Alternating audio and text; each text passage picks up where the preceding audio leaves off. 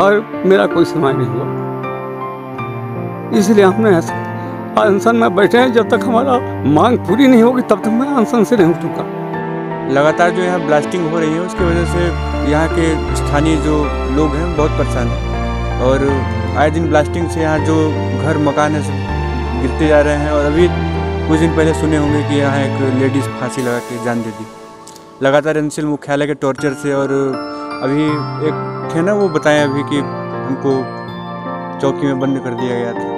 तो यहाँ मतलब चारों तरफ से पुलिस प्रशासन का दबाव बना के और एनसीएल द्वारा असंवैधानिक तरीके से अधिग्रहण करके और उनका ज़मीन हड़प लिया गया और लगातार यहाँ के लोगों को परेशान किया जा रहा है। तो क्या इस चीज़ को माना जा सकता है कि एनसीएल प्रबंधन का साथ पुलिस प्रशासन पूरी तरीके से दे रही है? बिल्कुल। अभी मान लीजिए कि एक ब्लास्टिंग बंद हुआ, तुरंत पूरा पुलिस वाले पहुँच गए थे, लेकिन हम लोग इतने अभी संख्या ज़्यादा थी इस वजह से वो लोग लौट गए। लेकिन 2-4 लोगों को तो ऐसे ही मतलब पुलिस वाले सीधे बंद कर देंगे। अभी तो मतलब लगभग 50-60 लोग यहाँ पे एकत्रित हुए थे जिस वजह से पुलिस वाले वापस चले गए और कोई सक्षम अधिकारी आता भी नहीं है कि जो बात कर सके। कोई सिक्योरिटी वाले आ गए बात कर। 2 महीने अंत में हमको थाने में रखा गया। 1 महीना का हमारा पैसा दिया गया, वही 9 की जगह पर 6 है। थाने में क्यों रखा गया? कोई रिपोर्ट आपके ऊपर या कोई आपका जुर्म था? कोई जुर्म नहीं था हमारा, इसलिए कि हम वहाँ हमारा घर था, हम लोग घर से नहीं निकलते थे ना, इसलिए हमको ले जाकर थाने में रखा गया। अच्छा, फिर 1 महीना का तनख्वाह तो पूरा उन लोग नहीं दिया।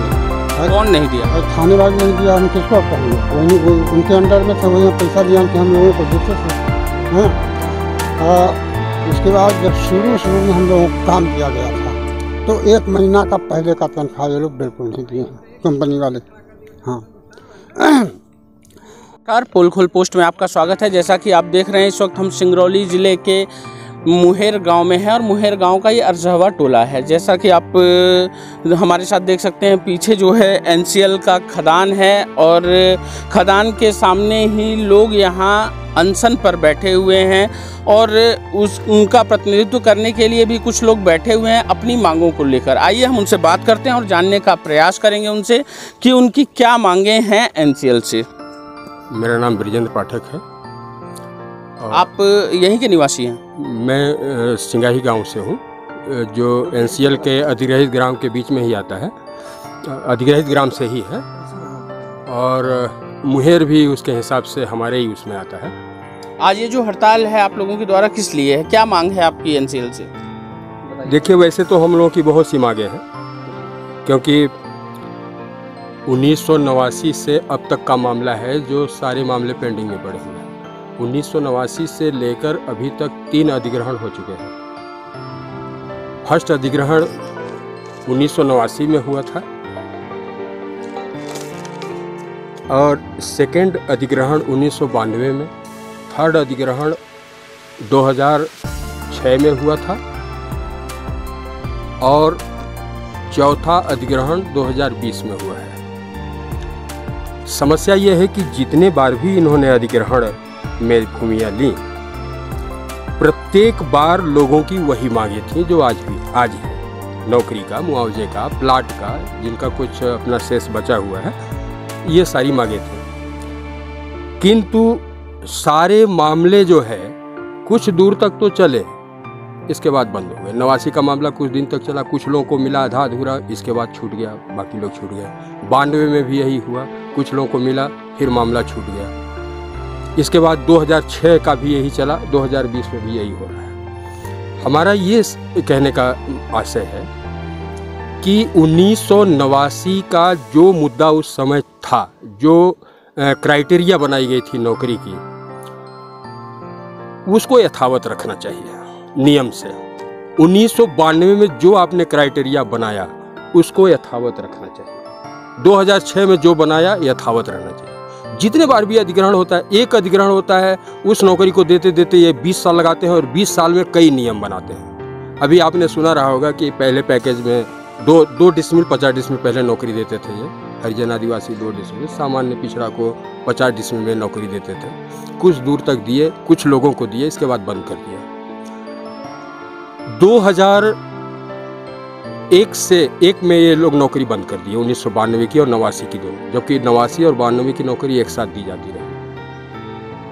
और कुछ 1994-95 तक मिला भी है लोगों को। बाद इसके 2001 से खदान बंद हो गई, आपकी गोरबी ब्लॉक भी बंद हो गया। और गोरबी ब्लॉक भी बंद होने के बाद 2007 में जब खुला तो जनता फिर वही अपनी मांगों को लेकर सामने आई और इन्होंने बोला कि हम पैकेज में ही नौकरी देंगे। और आपको याद होगा कि लोग गरीबों से जो है ज़मीन खरीद के 2-2 लाख, 20-20 लाख, 25-25 लाख रुपए लगाकर नौकरी लिए, वो ये नया नियम बनाया। इसके बाद अभी 2016 से इन्होंने वर्ष 2006 89 तो छोड़ दिया, 1992 और 2006 का डिसेंडिंग में नौकरी देना शुरू किया। अब कुछ लोगों को दिया है, कुछ लोगों का अभी भी पेंडिंग में पड़ गया। कहने का आशय हमारा ये है कि जो मुद्दा चल रहा है उसमें कोई परिवर्तन ना करें, या तो पूर्व का मुद्दा ही रखें, 2 डिसमिल 50 डिसमिल में ही नौकरी दें जैसा देते रहे हैं, और नहीं दे रहे हैं उस प्रकार का तो जो नियम बनाए हैं उसी के आधार पर दें, लेकिन उसमें कंटिन्यूटी रहनी चाहिए।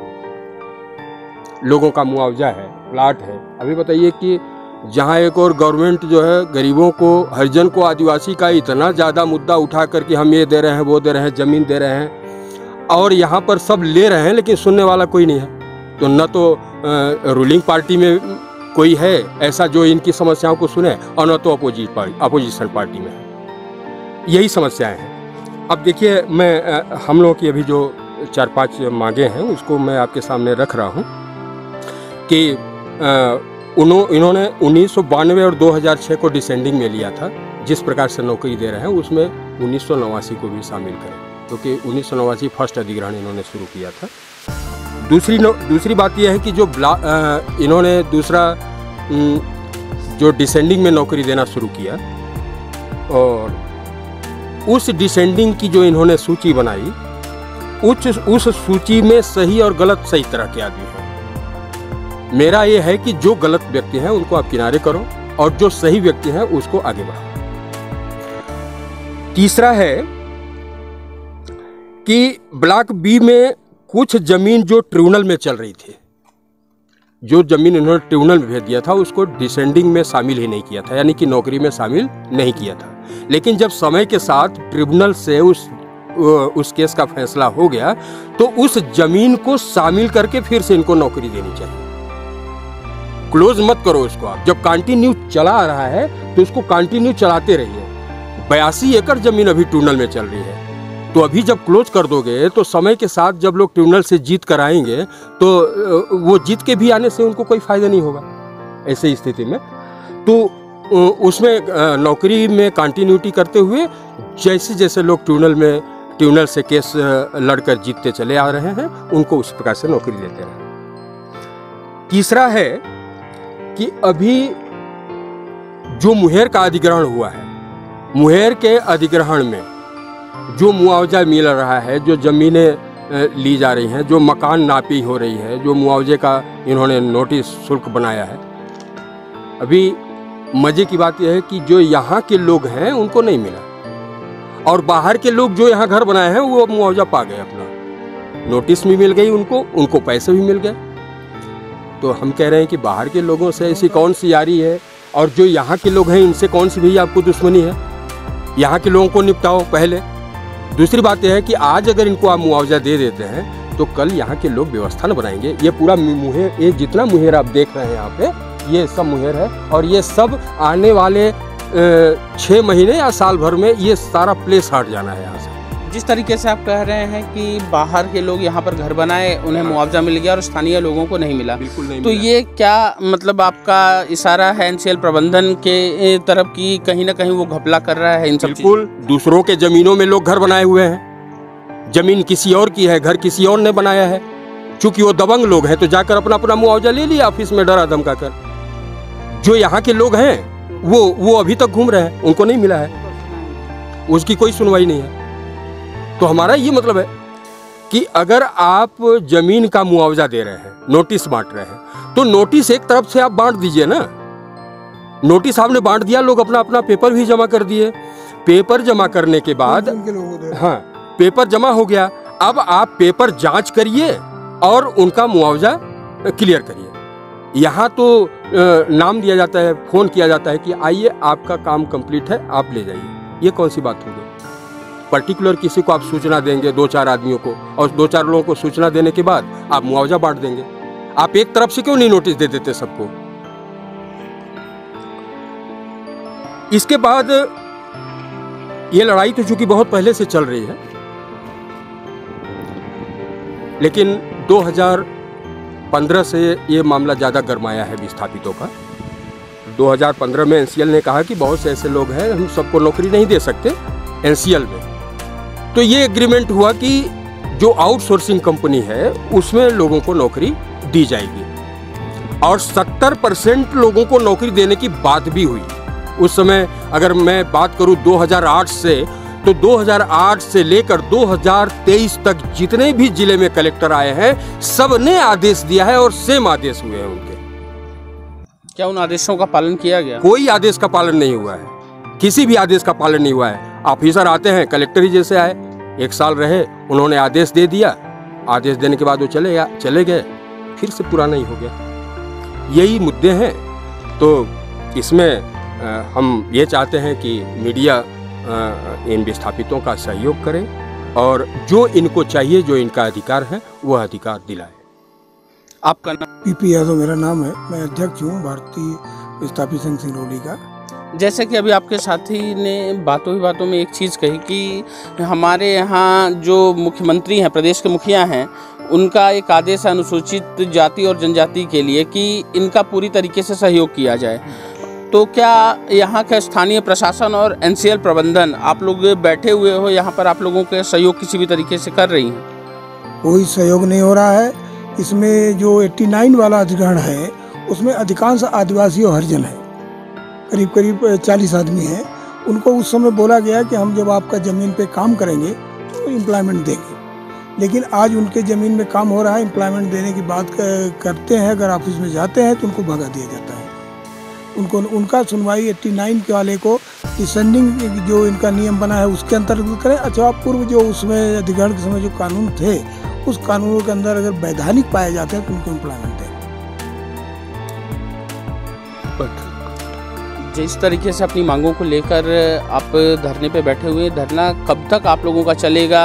अगर एनसीएल आपकी मांगों को अनदेखा करती है जिस तरीके से अभी तक करती हुई आई है, तो आप लोगों का आगे का क्या रहेगा रूपरेखा? ये तो जब फिर अगली बैठक होगी उसमें डिसाइड किया जाएगा कि फिर इसको कहाँ बढ़ाया जाए, क्या किया जाए, तो भविष्य की बात देखी जाएगी। अभी तो क्रम चल रहा है, तो अभी तक एनसीएल प्रबंधन द्वारा कुछ ऐसी मतलब क्रिया प्रतिक्रिया हुई कि आपको लगा कि हाँ आपके सहयोग में है वो? नहीं, अगर ऐसा होता तो हड़ताल ही क्यों होता? नहीं सहयोग किए वो, नहीं अपनी जो वादा खिलाफी किए, कभी नहीं उनके खिलाफ में हड़ताल हो रही है।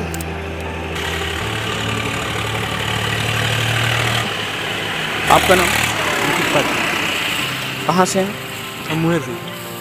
ये जो अनशन चल रहा है लगातार, ग्रामीण बैठे हुए हैं अनशन पे, आज से ही बैठे हुए हैं, तो ये अनशन में आप कहाँ तक साथ हैं और आगे की रूपरेखा क्या रहेगी? आप आज तो पहला दिन है, तो अब जब तक हमारी मांगें पूरी नहीं होंगी तो हम लोग यही सोच के बैठे हैं कि सारी जायज़ मांगें पूरी हो, उसके बाद सोचा जाएगा। आपने जब अनशन अपना आज प्रारंभ किया तो उस समय क्या स्थानीय प्रशासन, एनसीएल के कुछ कर्मचारी आप लोगों से मिलने आए? हाँ, अभी कुछ देर पहले आए थे और पुलिस प्रशासन भी आए थे। उनके द्वारा क्या कहा गया आपको? उनके द्वारा आश्वासन दिया गया है कि आपकी मांगें पूरी कराई जाएंगी। धन्यवाद। आइए हम कुछ ग्रामीणों से भी मिलते हैं। नाम है, मैं गौड़ हूँ। मेरी जमीन खदान में खुदाई हो रहा है, इसीलिए मैं यहाँ पर अनशन में बैठा हूँ। मेरा मांग अभी तक नहीं पूरा हुआ और मैं कई बार ऑफिस में का आवेदन किया और मेरा कोई सुनवाई नहीं हुआ। इसलिए हमने अनशन में बैठे हैं। जब तक हमारा मांग पूरी नहीं होगी तब तक मैं अनशन से नहीं उठूंगा। तो जब से आप बैठे हैं, इसके पहले जब आप अनशन पे नहीं बैठे हुए थे तो क्या एनसीएल के अधिकारियों तक आपकी बातचीत हुई, आपको आश्वासन दिया गया, उस पर कभी कुछ भी अमल किया गया क्या? कितना बार मैंने कहना आवेदन किया, कितना बार जी लगाया, लेकिन हमें यही बोला गया कि आपके ज़मीन में काम जब लगाएंगे तो आपको काम देंगे। यही मुझे बात हुआ है। आज खदान खुदाई हो रहा है लेकिन सुनवाई नहीं हो रहा है। धन्यवाद। आइए हम कुछ महिलाओं से भी जुड़ेंगे। जैसा कि हम जानते हैं कि किसी भी जगह पे, किसी भी घर में महिलाओं का एक अहम रोल होता है, क्योंकि जो व्यक्ति होते हैं, आदमी होते हैं, वो घर से तो चले जाते हैं, लेकिन लगातार महिलाओं को ही घर में रहना पड़ता है। आइए हम जुड़ेंगे। आपका नाम? पूर्णमती। आपका घर कहाँ पे है? अरजहा टोला। जिस तरीके से देखा जा रहा है अरजहा टोला आपका घर है और पास में ही ब्लास्टिंग हो रही है, ये मतलब बहुत ज़्यादा दूरी तो नहीं कही जाएंगी, इसकी वजह से आपको दिक्कतें क्या होती हैं? हमारे दिक्कत ऐसे है कि एक तो का कहना ब्लास्टिंग होता है, पूरे घर भी जितना कपड़ा काड़ी है गिर गए हैं।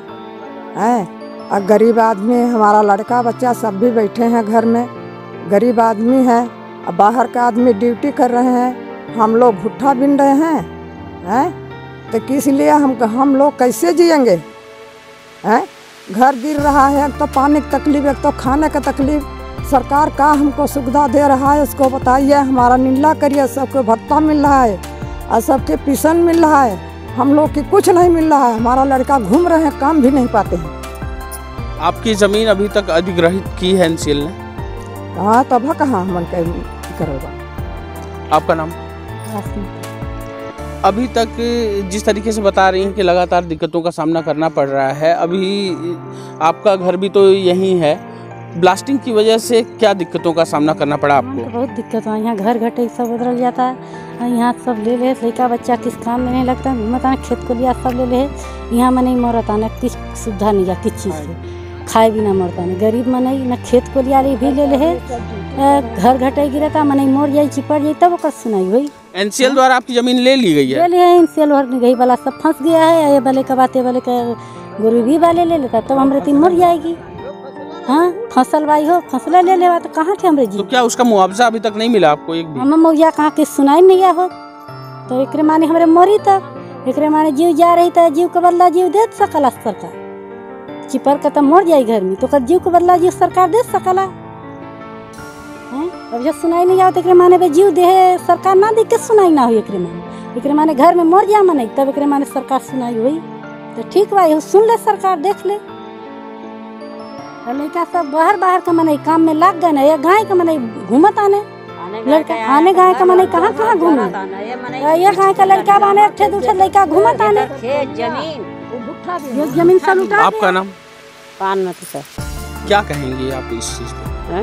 क्या कहेंगे कि यहाँ हम लोग का दुख होता है, सब चीज़ का घर उधर रहा है, बेलास्ती न पानी मिल रहा है, न खाना खर्ची मिल रहा है, बेलास्ती खेत को लिया सब लूट रहा है, काहे के मथरे हमरे जी सर, खदान बंद करा सरकार, क्या करी हमरे बताई सर। तो आप लोगों का पूरा साथ है इस अनशन में, साथ में इनके हैं? हाँ तो सर हमन की कुछ नहीं है, पानी का सुविधा है सर, यहाँ बेलास्टी होती है तो पूरा घर गिर जाता, मनई सब गिर जाये तो मर जाये तो का सरकार दी बताइए, अपन जांच करिए आप लोग जाके वहाँ हमन की यहाँ। आपका नाम? हनुमान प्रसाद। आज ये अनशन पर बैठे हुए हैं और लगातार ब्लास्टिंगों से गांव वालों को दिक्कत होती जा रही है, तो क्या कहेंगे इस पे आप? अरे हमारा ज़मीन सन 91 में ली गई है, 14 एकड़, आज मुआवजा दे दिए, नौकरी के लिए कह रहे हैं कि आज देंगे कल देंगे, आज 91 से जोड़िए, आज कितना साल हो गया। इंटरव्यू लेटर दे करके बहाना कर रहे हैं कि ये तो सेक्शन 9 की बाद आपका पट्टा है, ये बोल रहे हैं।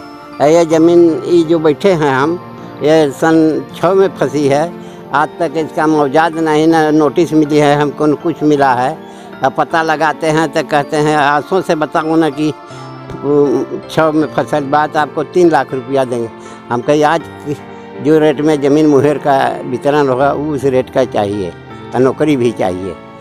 1 एकड़ बाई ज़मीन यह बैठल है। हाँ, आजकल एक तरफ देखा जाता है जैसे कि स्थानीय कंपनियां हैं, अगर वो स्थानीय लोगों पर किसी भी तरीके से अत्याचार करती हैं या कोशिश भी करती हैं तो लोग प्रशासन के पास जाते हैं मदद के लिए, तो क्या आप लोगों ने यह कदम उठाया? प्रशासन? हाँ, सब कदम उठाए, पूरा कदम, बगैर हम लोगों को कहाँ गए अभी तक आप?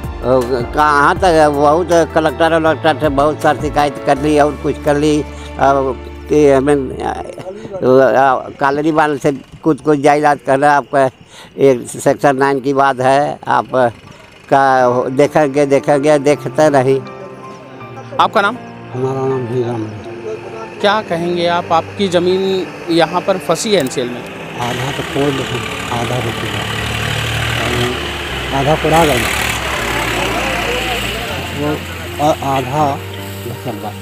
अब काम धंधा के लिए हम लोग की कोई सुनवाई नहीं। मुआवजा मिला आपको? नहीं मिला। तो आधी ज़मीन जो आपकी कब्जा हुई, आप यहाँ पे रहते हैं? हाँ नहीं, अब जब खदान में फंस गया तो दूसरे जगह एक जगह घर बनाए। हाँ, जैसे कि देखिए ईमेल है ना, मेयर के जरिए से हमारा मकान था, तब वहाँ से हमको भागना पड़ा। अब भगवाए लोग, जबरदस्ती ये लोग भगवाए हमको, थाने में बढ़वाए भी तो सब परिवार को हमारे। हाँ, हमने 1 महीना 1.5 महीना वहाँ हाजिरी देते हैं थाने में। हाँ। कौन से थाने में? यहाँ गोरबी थाने में।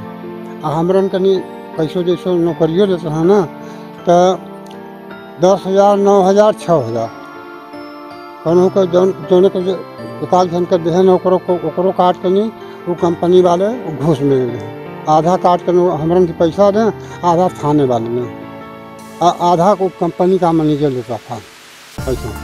कहाँ छोड़ दे देंगे, अब क्या करें। और साथ देवे वाला वहाँ से क्यों, हमारे तो भाई गरीब आदमी क्यों रहा बना। आज भी लोग नौकरी कर रहे हैं सब वहाँ खदान में, लेकिन हम लोगों को नहीं। हमारे पर्सनल 7-8 घर मतलब वहाँ है, तो उन्होंने की गरीबन के क्यों नौकरी की। और जो संपन्न आदमी, हाँ, तो ट्रिब्यूनल में सीधी से बहाल हुआ तो 4 महीना ये लोग रोक के रखे थे। 4 महीना के बाद अपील कर दिए हाई कोर्ट में। हाई कोर्ट में अपील कर दिए तो हम जाना बंद कर दिए, क्योंकि हमारे पास उतना हैसियत नहीं था आने जाने। वहाँ तो भाई बहुत ये हाई फाई लगता है। जैसा कि आप देख रहे हैं यहाँ पर अनशन पे जो लोग बैठे हैं, और दूसरी तरफ आप देख रहे हैं महिलाएं भी हैं, गांव की बुजुर्ग भी हैं, लोग भी जुड़े हैं जिनकी ज़मीनें हैं यहाँ पर। सबसे बड़ी दुख की बात यह है कि एक तरफ जहाँ प्रदेश के मुखिया कहते हैं कि हम बहनों के साथ हैं, हम बुजुर्गों के साथ हैं, हम गरीबों के साथ हैं, वहीं पर यह देखा जा रहा है कि अत्याचार की एक हद हो चुकी है यहाँ पर एनसीएल द्वारा। और कहीं ना कहीं ये जो अभी हमारे साथ हीरामणि जी जुड़े, इनकी बातों को सुनकर यह लगता है कि स्थानीय प्रशासन भी इन्हें तकलीफ देने में कोई कसर नहीं छोड़ी है, क्योंकि जिस व्यक्ति की ज़मीन अधिग्रहित की गई है उसे मुआवजा देना चाहिए, लेकिन उसे जेल की हवा खानी पड़ रही है और स्थानीय नेता सो रहे हैं। अब देखना यह है कि एनसीएल प्रबंधन के कानों में जूं कब तक रेंगता है, कब तक इन लोगों का मुआवजा मिलता है और इन्हें इस मौत के साए से दूर किया जाता है, क्योंकि पास में ही ब्लास्टिंग है, पास में ही घर है, कभी भी घर गिरने की संभावना है। लगातार एक मौत का साया जो है मंडराता रहता है। दहशत के खौफ में लगातार ग्रामीण जी रहे हैं और स्थानीय प्रशासन हो या एनसीएल प्रबंधन हो, किसी को किसी भी प्रकार की कोई चिंता नहीं है। आइए हम और आगे आपको दिखाएंगे यहाँ के घरों के हालत। कैमरामैन जॉनी मित्तल के साथ अमित सिंह, धन्यवाद।